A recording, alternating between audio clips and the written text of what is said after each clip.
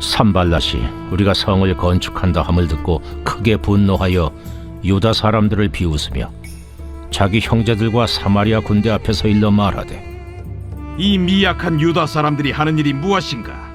스스로 견고하게 하려는가? 제사를 드리려는가? 하루의 일을 마치려는가? 불탄 돌을 흙무더기에서 다시 일으키려는가? 하고 암몬 사람 도비아는 곁에 있다가 이르되, 그들이 건축하는 돌 성벽은 여우가 올라가도 곧 무너지리라. 하더라. 우리 하나님이여 들으시옵소서. 우리가 업신여김을 당하나이다. 원하건대 그들이 욕하는 것을 자기들의 머리에 돌리사 노략거리가 되어 이방에 사로잡히게 하시고 주 앞에서 그들의 악을 덮어두지 마시며 그들의 죄를 도말하지 마옵소서. 그들이 건축하는 자 앞에서 주를 노하시게 하였음이니이다.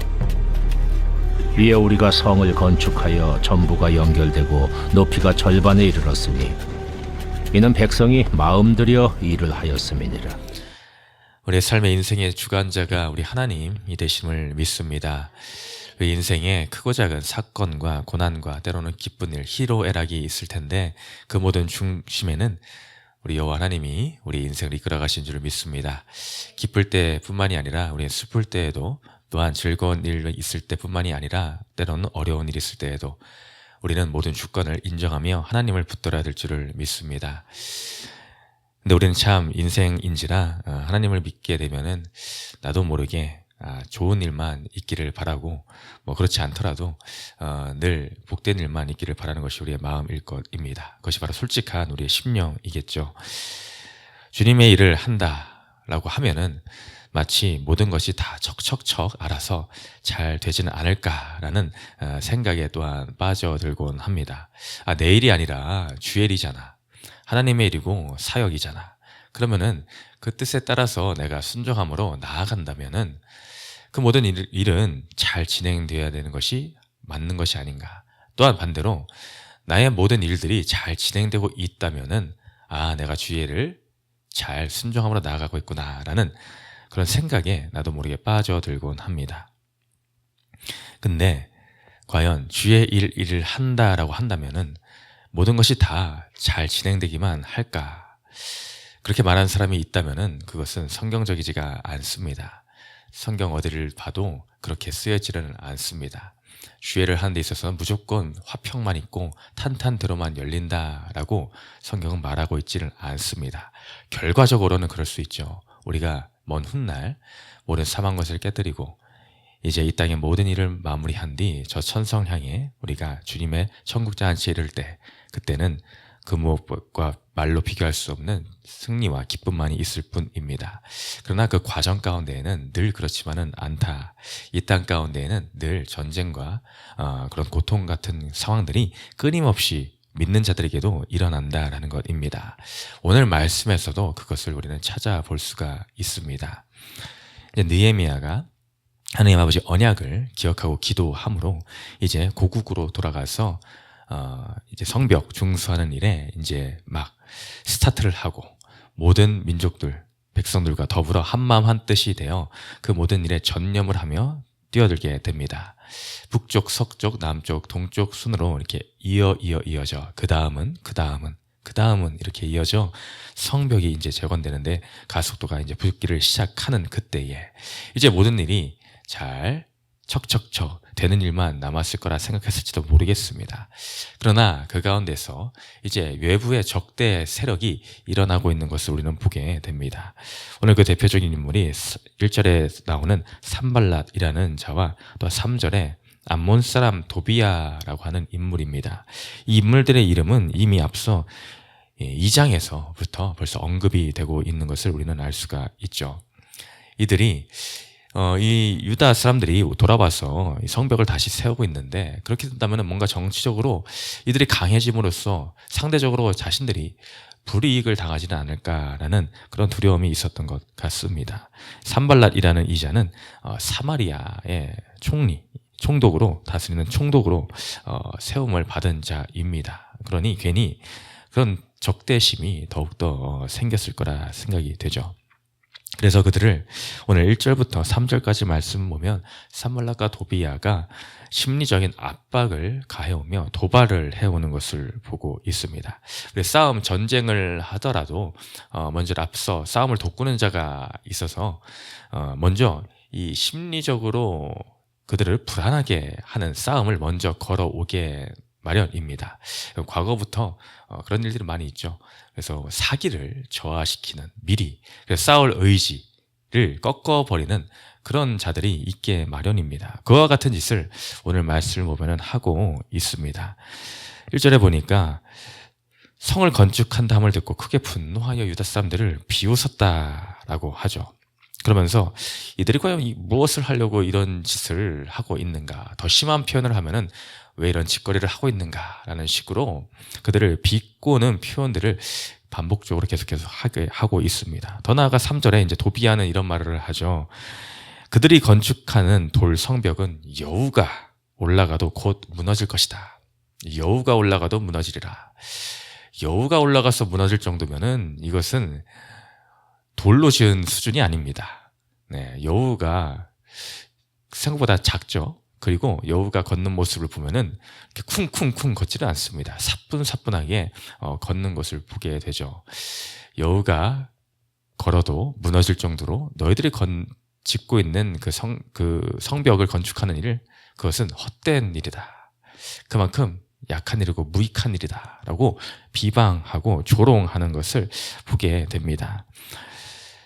우리는 살면서 주의 일, 이 성벽을 증축하는, 건축 다시 중수하는 이 일을 함에 있어서 우리 인생 가운데도 이러한 고통과 시련의 시간이 찾아올 수 있습니다.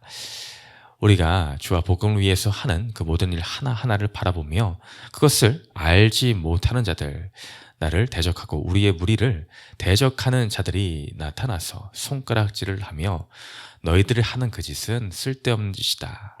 여우가 걸어도 무너질 헛된 일이다. 왜 그런 일을 위해서 헛된 에너지를 허비하고 있느냐라는 듯이 그런 온갖 핍박과 박해를 받을 때가 있을 수가 있습니다. 전도의 현장에서 특히 그런 일들이 많이 일어나고는 하죠. 괜한 고함을 지른다든지 면박을 주곤 하는 상황들을 여러분도 경험한 적이 있을 것입니다. 그런 상황들이 펼쳐질 때에 우리는 심리적인 압박을 받게 됩니다. 상처를 받게 되고 데미지를 입을 수가 있다는 것이죠. 바람을 불어넣어줘. 뒤에서 밀어주면은 너무나 좋을 텐데 그렇지 않고 맞바람을 치게 되고 또한 우리의 사기를 떨어뜨리는 그런 일들, 마음이 상하는 그런 일들이 생기곤 합니다. 우리는 그때에 어떻게 대처를 해야 되겠습니까?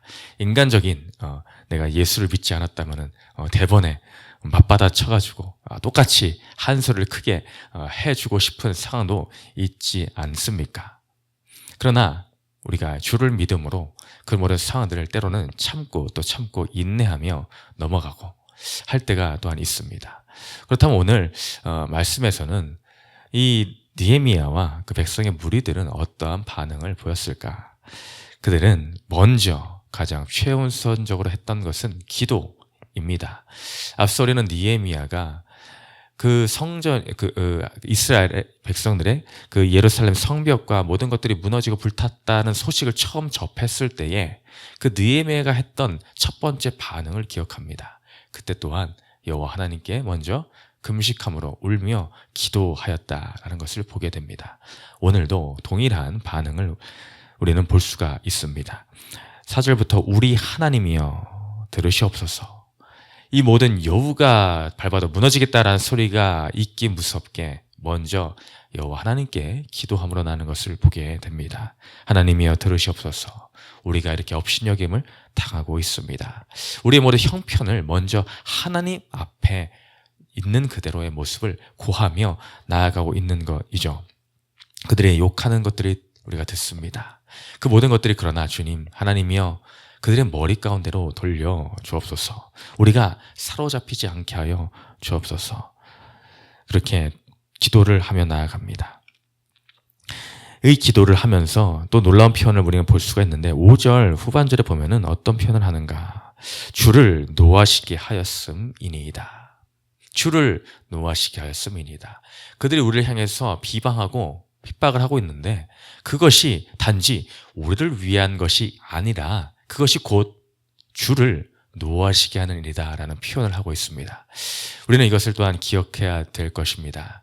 우리가 주님의 일을 함에 있어서 많은 사람들의 비방 이런 것들은 단지 나를 향해서 싸움을 걸어오는 것이 아니라 그것은 결국에는 있어서는 주를 믿는 자들을 회방하는 것, 그것은 하나님을 회방하는 것이며 우리를 노하게 하는 것은 결국에는 하나님을 노하게 하시는 것임을 우리는 깨달아야 됩니다. 그것을 마음에 품을 때 우리는 더욱더 담대함으로 일어설 수가 있게 됩니다. 더 하나님을 의지하며 기도할 수 있게 됩니다. 단순히 인간적인 문제가 아니구나. 이 싸움은 그냥 사람 대 사람의 싸움이 아니구나. 이 싸움은 영과 영의 싸움이며 어둠의 세력과 전능하신 하나님과의 싸움이구나. 이 영적인 전쟁임을 우리는 깨우쳐야 됩니다. 그래서 우리는 인간적으로 맞받아칠 이유가 없다라는 것을 알게 되는 것이죠. 전쟁은 누구에게 속했습니까? 전쟁은 나에게 속한 것이 아니라 하나님께 속한 것입니다.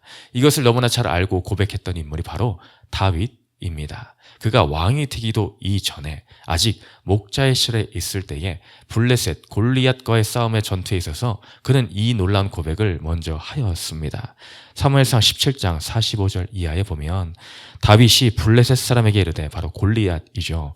너는 칼과 창과 단창으로 나에게 나아오거니와 나는 만군의 여호와의 이름 곧 네가 모욕하는.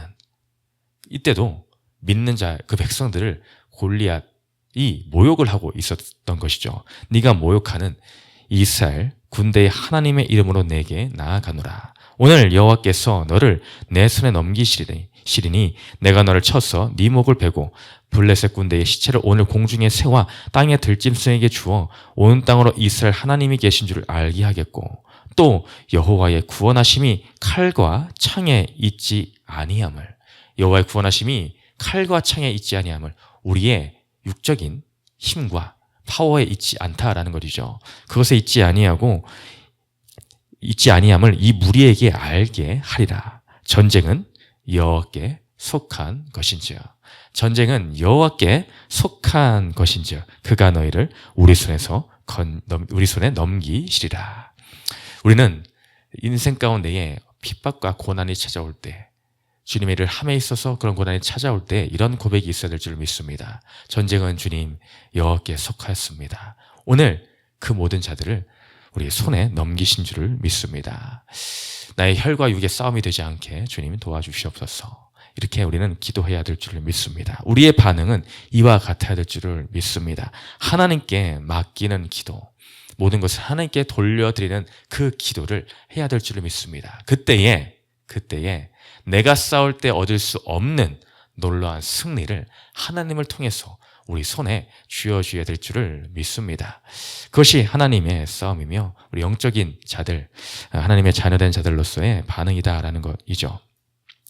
이 놀라운 반응은 일관되게 드러나는 것을 보게 됩니다. 오늘 읽지 않았지만은 그 다음에 이제는 산발락과 도비아가 그럼에도 불구하고 이렇게 도발을 하고 이렇게 면박을 주었음에도 불구하고 그들이 변함없이 6절의 말씀과 같이 백성이 마음 들여 일을 하였다. 한마음 한뜻이 되어서 여전히 그 성벽을 중수하는 일을 끊임없이 해나가는 것을 보게 되고 이대로는 둘 수 없다. 실제로 정말 공격해 쳐들어가자 라고 그들이 무리를 지어 그런 소식을 이제 듣게 되었음에도 불구하고 이제 실제로 곧 쳐들어오겠다라는 그 상황이 앞서 벌어지고 있음에도 불구하고 또 9절에서와 같이 그들은 또 하나님께 먼저 기도합니다.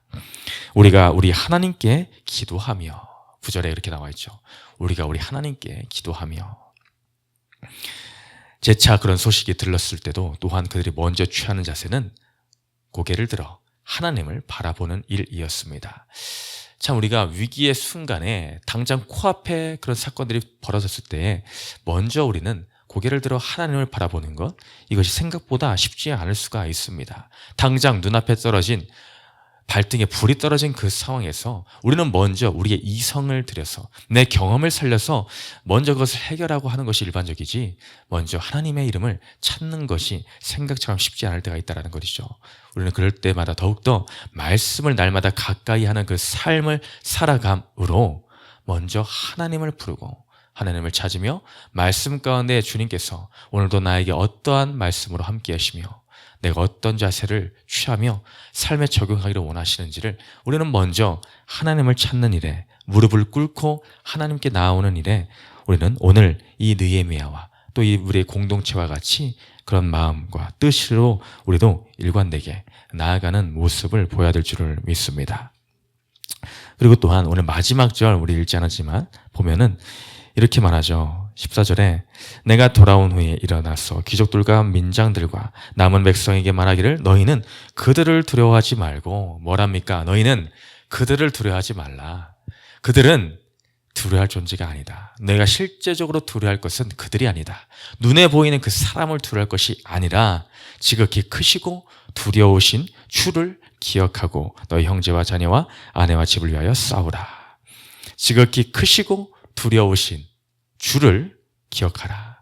우리는 참으로 두려워할 분은 내 눈에 당장에 보이는 나를 대적하는 그런 사람들과 환경이 아니라 내 생사를 주관하시는 분, 나를 살릴 수도 있고 죽일 수도 있는 그분, 만군의 여호와 하나님, 그분을 참으로 우리는 두려워해야 된다. 우리는 그분을 경외해야 된다. 우리는 이렇게 시선이 바뀌어 하나님 앞에서의 시선, 자녀됨의 시선, 백성됨의 시선, 그 시선으로 오늘 하루의 삶을 싸우며 두려워하지 말고 싸워 나가 이미 우리에게 주신 그 승리를 누리는 우리 모든 백성들, 세계비전 공동체가 되시기를 주님의 이름으로 축원드립니다. 함께 말씀을 교독하며 기도합니다. 사랑과 은혜의 축복과 풍성하신 하나님 아버지 감사드립니다. 우리 인생 가운데에 기도할 수 있는 자녀의 권세를 주시니 감사드립니다. 우리는 평안할 때나 환난 중에 있을 때나 이러한 핑계에 저 핑계를 대며 기도의 자리를 놓치고 있지는 않습니까? 기도의 능력을 입술로 또 머리로는 말을 하면서도 내 가슴 중심에는 얼마나 기도함의 능력을 고백을 합니까? 주님, 가장 1순위가 기도가 되게 해주시옵고 우리 삶에 있어서 그 기도의 중요성이 내 삶을 타고 흐르게 하여 주시옵소서. 오늘 느헤미야를 본받아 우리가 기도함의 공동체로 나아가게 해주시고 두려워할 주를 두려워하며 나아가는 인생 되게 하여 주옵소서. 감사드리며 예수님의 이름으로 기도드렸습니다. 아멘.